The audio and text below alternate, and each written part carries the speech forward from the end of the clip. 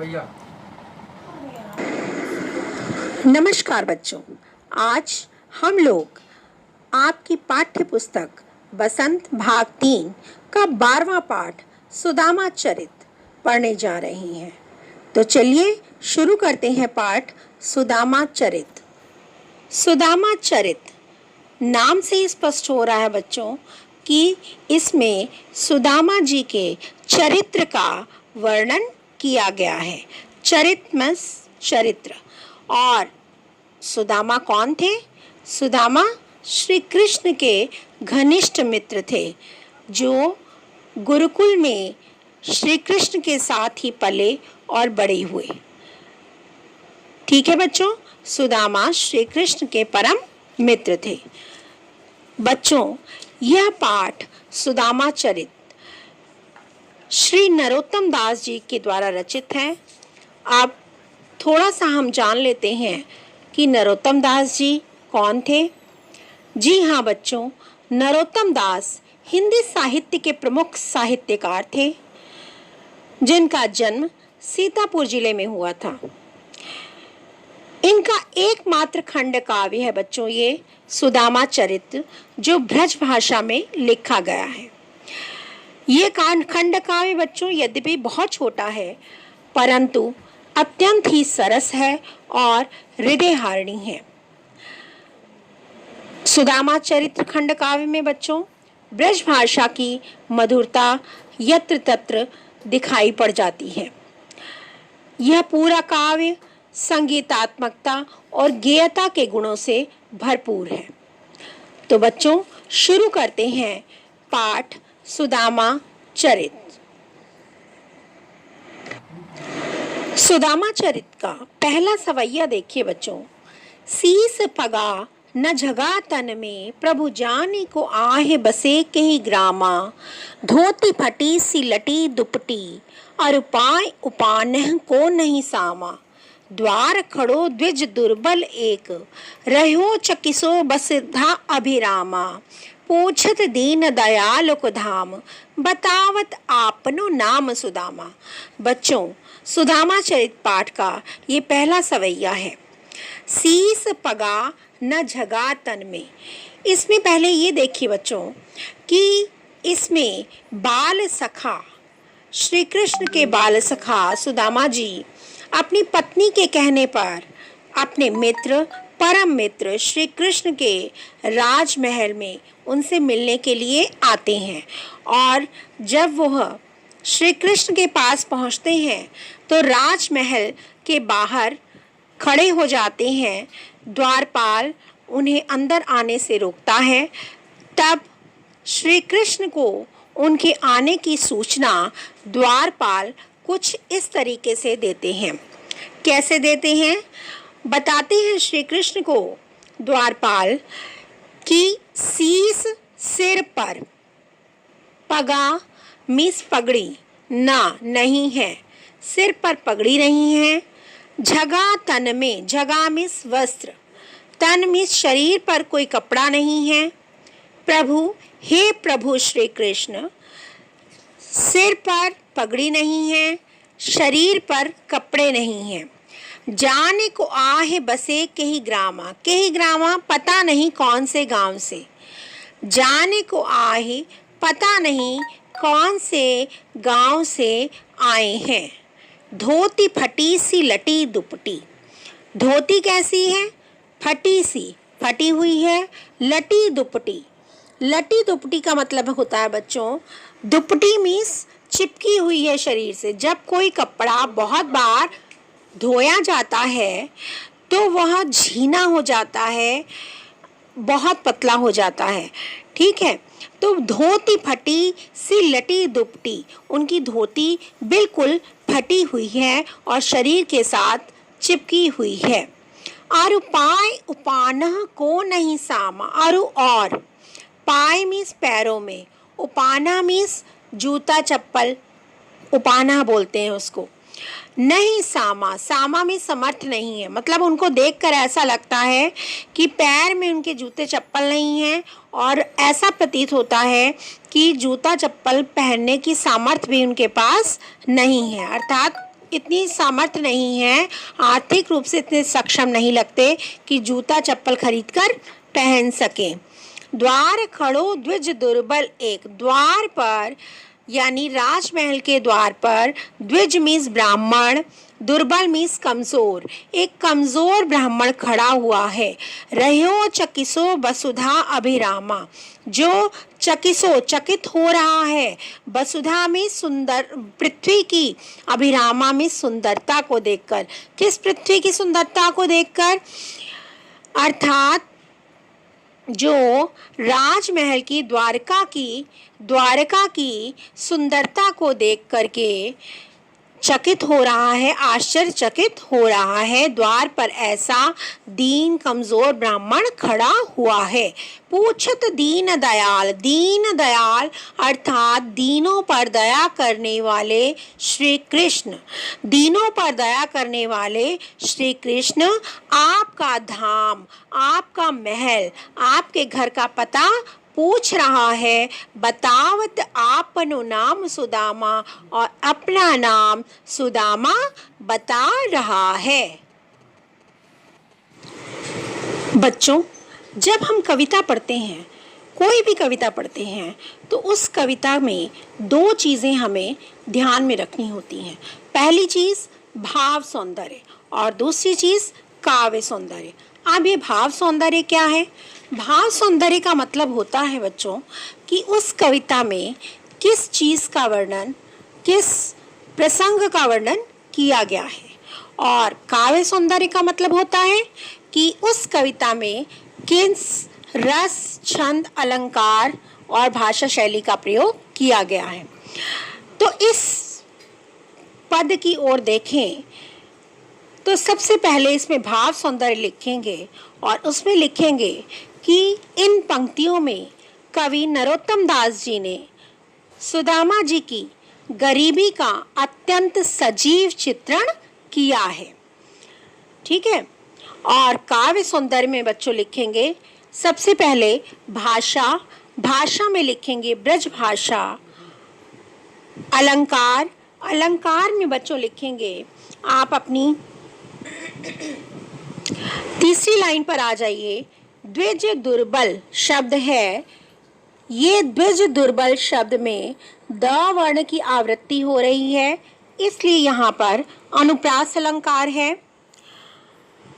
तीसरी चीज बच्चों, इसमें छंद कौन सा प्रयोग किया गया है?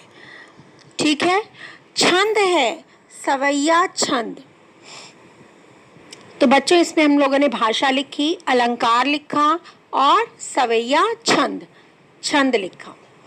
अब दूसरे सवैये पर आ जाएं हम लोग। दूसरा सवैया देखिए बच्चों, ऐसे बिहाल बिवाइन सो पग कंटक जाल लगे पुनि जोई, हाय महादुख पायो सखा तुम आय इते न किते दिन खोए। देखे सुदामा की दीन दशा करुणा करके करुणा निधि रोए, पानी परात को हाथ छुओ नहीं, नैनन के जल सो पग धोए।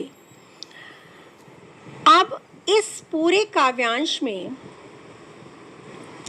अभी तक हमने देखा कि द्वारपाल ने पूरा वर्णन श्री कृष्ण को सुदामा जी का बताया। जब श्री कृष्ण ने सुदामा जी की ऐसी दीन दशा के बारे में सुना तो वह महल के द्वार पर दौड़े चले आए और अपने मित्र को महल के भीतर ले गए। उस समय उन्हें ले जाकर एक ऊंचे आसन पर बिठा दिया। अब श्री कृष्ण सुदामा जी से कहते हैं, ऐसे बिहाल बिवाइन सो। बिहाल मिस बुरी तरह से, बिवाइयाँ पड़ जाती हैं बच्चों, पैर में जो क्रैक्स पड़ जाते हैं, एड़ियाँ जो फट जाती हैं, उन्हें बिवाइयाँ कहा जाता है। ऐसे बिहाल बिवाइन सो पग। सुदामा जी की दीन दशा अर्थात उनकी फटी एड़ियों, पग कंटक, पग मीन्स पैर, कंटक मीन्स कांटे, जाल मीन्स कांटों का जाल, पुनि जोई बार बार देखना, जोई मीन्स देखना, पुनि मीन्स बार बार। पैरों में चुभे हुए कांटों का जाल देख करके श्री कृष्ण की आंखें भर आती हैं। सुदामा जी की दीन दशा, बेहाल बिवाइन मीन्स बेहाल मीन्स दीन दशा, बीमारियों से भरे हुए पैरों को देखकर, कांटों से भरे हुए पैरों को देख देख कर श्री कृष्ण जी की आंखें भर आती हैं। अब वो कहते हैं, हाय महा दुख पायो सखा। हाय बहुत ही व्याकुल होकर कहते हैं कि हे मित्र, सखा, हे मित्र, महा दुख पायो, तुमने इतने कष्ट सहे, इतने दुख सहे, तुम आए इते न किते दिन खोए। तुम मेरे पास इतने दिनों से क्यों नहीं आए? किते दिन खोए, तुम इतने दिनों से कहाँ थे, मेरे पास क्यों नहीं आए? तुम इतनी निर्धनता में, आप इतनी गरीबी में अपना जीवन बिताते रहे, मेरे पास क्यों नहीं आए? देखे सुदामा की दीन दशा, सुदामा जी की दीन दशा को देख करके करुणा करके, करुणा निधि मीन्स करुणा से युक्त होकर के, करुणा निधि मीन्स दया के सागर, करुणा के सागर, निधि मीन्स सागर, करुणा मीन्स करुणा, तो करुणा के दया के सागर अर्थात श्री कृष्ण। करुणा निधि दया के सागर श्री कृष्ण करुणा से युक्त होकर के, करुणा से युक्त होकर के, करके मीन्स युक्त होकर के रोने लगे। सुदामा जी की इस प्रकार की दीन दशा को देखकर श्री कृष्ण करुणानिधि अर्थात श्री कृष्ण करुणा से युक्त होकर के रोने लगे।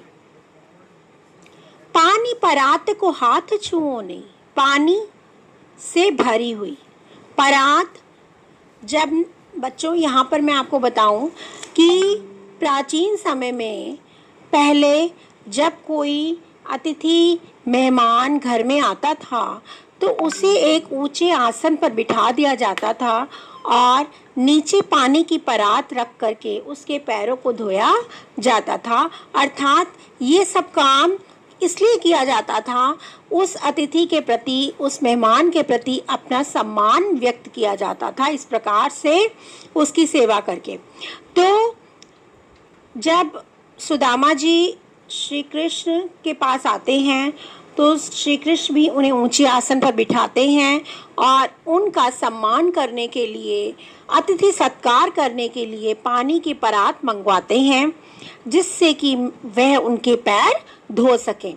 तो पानी परात, पानी से भरी हुई परात को हाथ छुओ नहीं, हाथों से छुआ भी नहीं। नैनन के अपने नेत्रों के जल से ही पग धोए। श्री कृष्ण जी ने अपने नेत्रों के जल से अर्थात आंसुओं से ही सुदामा जी के चरण धो दिए। ठीक है, यानी पानी की परात को छुए बिना ही आंखों के जल से अर्थात आंसुओं से सुदामा जी के चरण धो दिए। अब बच्चों इसके भाव सौंदर्य पर आइए। उसमें आप लिख सकते हैं कि कवि श्री नरोत्तम दास जी ने यहाँ पर सुदामा की दीन दशा एवं उनके साथ श्री कृष्ण के आत्मीय लगाव, आत्मीयता का चित्रण किया है। काव्य सौंदर्य में आएंगे बच्चों, जैसा कि मैंने अभी बताया कि भाषा जो है नरोत्तम दास जी की इस खंड काव्य में ब्रज भाषा का प्रयोग है। तो भाषा में आप लिखेंगे ब्रज भाषा, छंद में लिखेंगे बच्चों सवैया छंद। सवैया छंद के बाद आप अलंकार पर आ जाएंगे। तो बच्चों अपनी पंक्तियों को पहले से देखिए। पहले देखिए बेहाल बिवाइन, ब और ब रिपीट हो रहा है अर्थात ब वर्ण की आवृत्ति होने से यहाँ पर अनुप्रास अलंकार है। उसके बाद दूसरा आइए दीन दशा, द वर्ण की आवृत्ति हो रही है। और पांचवी पंक्ति में देखिए दीन दशा को द वर्ण की आवृत्ति। उसके बाद आइए करुणा करके करुणा निधि, इन पंक्ति क वर्ण की आवृत्ति हुई है, इसलिए यहाँ पर भी अनुप्रास अलंकार है। ठीक है, बेहाल बेवाइन, दीन दशा और करुणा करके करुणा निधि, इसमें अनुप्रास अलंकार है। अब पानी परात को हाथ छुओ नहीं, नैनन के जल सो पग धोए। बच्चों ये पंक्ति हम लोग लिखते हैं, जब आप लोग अलंकार पढ़ते हैं तो बहुत से बच्चों ने ये अलंकार पढ़ा होगा। ये कौन सा अलंकार है? हाँ बच्चों, ये अतिशयोक्ति अलंकार है, जिसको आप अंग्रेजी में हाइपरबोल बोलते हैं। अतिशयोक्ति अलंकार वहाँ होता है बच्चों जहाँ किसी बात का, किसी घटना का, किसी चीज़ का, किसी वस्तु का, किसी स्थिति का बढ़ा चढ़ा करके वर्णन किया जाता है।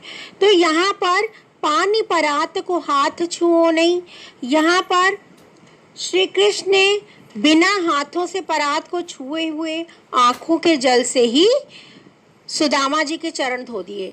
तो ये पॉसिबल नहीं है, क्योंकि आँखों से इतना जल, इतने आंसू नहीं निकल सकते कि पैर धो दिए जाएं। तो यहाँ पर बहुत बढ़ा चढ़ाकर वर्णन किया गया है, इसलिए यहाँ पर अतिशयोक्ति अलंकार है। ठीक है बच्चों, तीसरा सवैया देखिए बच्चों, कछु भाभी हमको दियो सो तुम काहे न देत, चापी पोटरी काख में रहे कहो के हेत, आगे चना गुरु मात दये ते, ले तुम चाबी हमें नहीं दीने, श्याम कहो मुस्काए सुदामसु, चोरी की बान में हूँ जो प्रवीणे, पोटरी कांख में चापी रहे तुम, खोलत नाही सुधारस भीने, पाछली बान अजो न तजो तुम, तैसे ही भाभी के तंदुल कीने। बच्चों इस सवैये में बताया है कवि ने कि जब सुदामा श्री कृष्ण के लिए मिलने के लिए निकलते हैं घर से, तो उनकी पत्नी, उनके घर में तो कुछ नहीं होता, तो वो क्या करती हैं उनकी पत्नी कि पड़ोस से जाकर के कुछ चावल मांग कर ले आती हैं कि और उसे पोटली में बांध करके सुदामा जी को दे देती हैं और कहती हैं कि तुम अपने मित्र से मिलने के लिए जा रहे हो तो खाली हाथ ना जाओ और उनके लिए कुछ भेंट ले जाओ। तो कच्चे चावलों की एक पोटली बना करके वो सुदामा जी को दे देती हैं और सुदामा उस पोटली को लेकर के श्री कृष्ण से मिलने चले आते हैं। और आप लोग सभी जानते हैं बच्चों कि जब हम किसी के घर कुछ मिलने के लिए जाते हैं कहीं पर या किसी के घर जाते हैं तो भेंट स्वरूप कुछ ना कुछ ले जाते हैं। ठीक है, और उसी तरह से उनकी पत्नी ने भी सुदामा जी के हाथ में थोड़े से कच्चे चावलों की पोटली बनाकर उन्हें श्री कृष्ण को भेंट करने के लिए दे दी। अब जब श्री कृष्ण के यहाँ पर पहुँचे, उनके महल में द्वारका में पहुँचे सुदामा जी, तो उन्होंने द्वारका के ठाट बाट देखे, महल देखा, सुंदरता देखी द्वारका की, तो चकित रह गए, आश्चर्यचकित हो गए।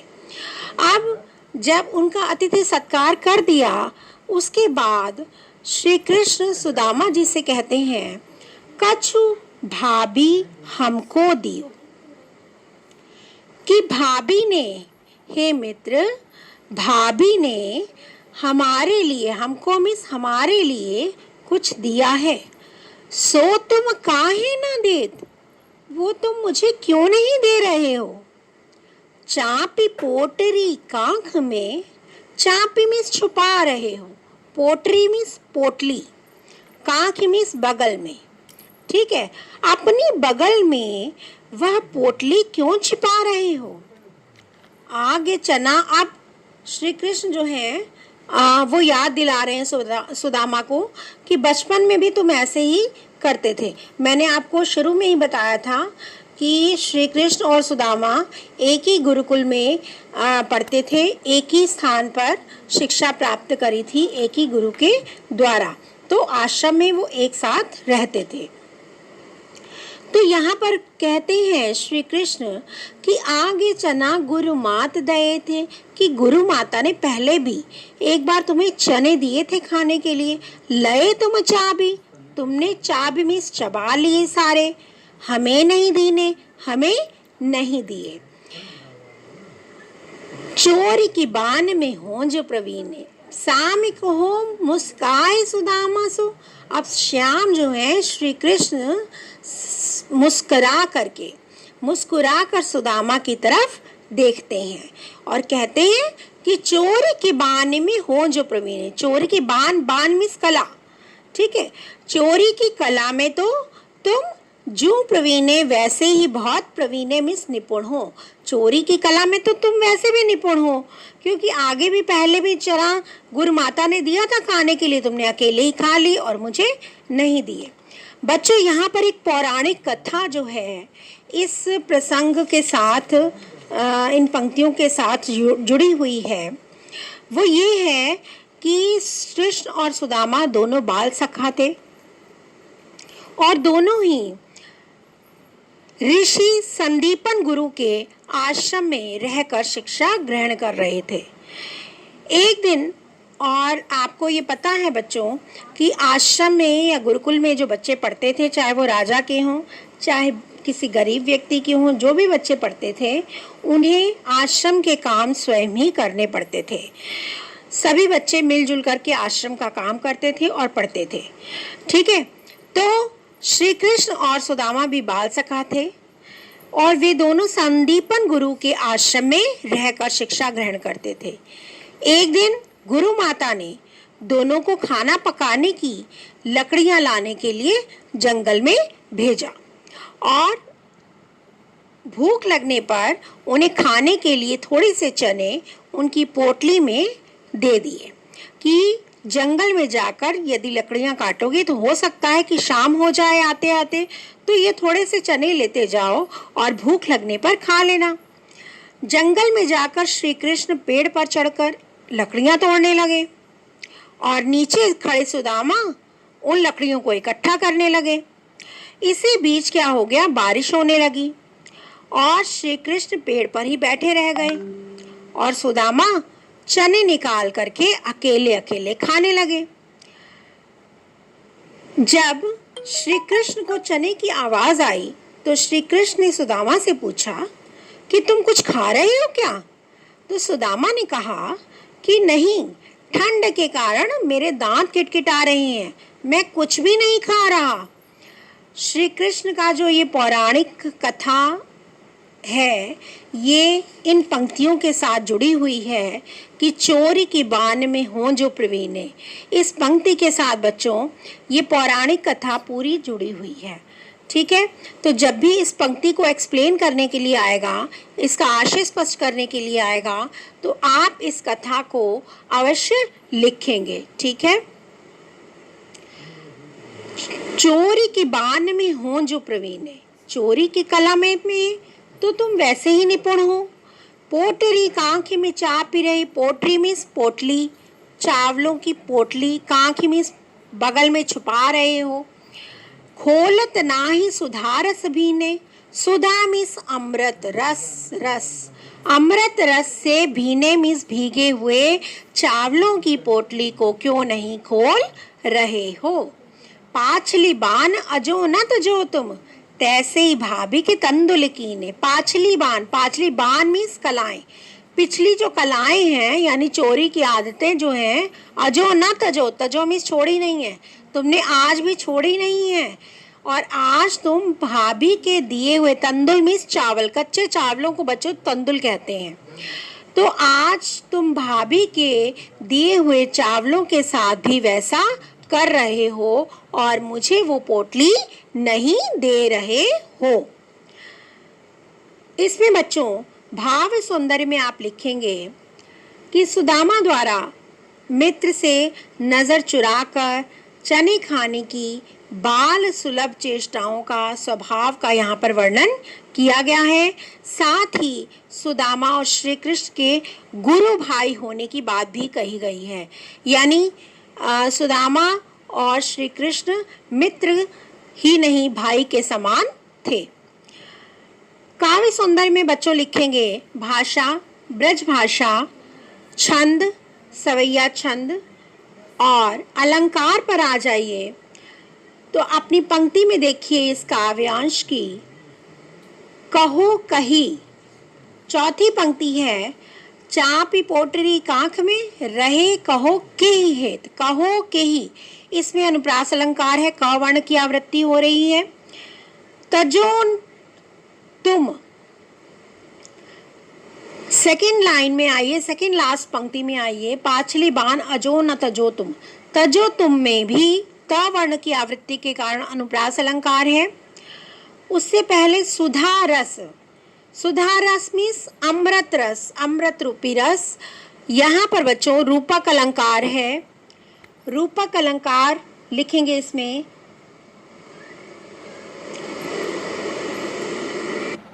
बच्चों अब एक सवाल उठता है कि सुदामा जी उस पोटली को क्यों छुपा रहे थे, वो भेंट क्यों नहीं कर रहे थे श्री कृष्ण को। बच्चों मैंने अभी बताया था कि जब वो द्वारका पहुँचे तो द्वारका की सुंदरता को देखकर, उनके राजसी ठाट बाट को देखकर श्री कृष्ण के वो भेंट जो थी चावलों की, कच्चे चावलों की भेंट, उन्हें तुच्छ प्रतीत हो रही थी उनके राजसी ठाट बाट के आगे, राजसी महल के आगे, उनकी द्वारका की सुंदरता के आगे। ये भेंट तुच्छ प्रतीत हो रही थी कि इतने बड़े व्यक्ति को, इतने बड़े राजा को मैं ये छोटी सी भेंट कैसे दूं। इसलिए वो उस पोटली को अपनी कांख में बार बार छुपा रहे थे। तो बच्चों यहाँ पर आपका तीसरा सवैया भी खत्म होता है।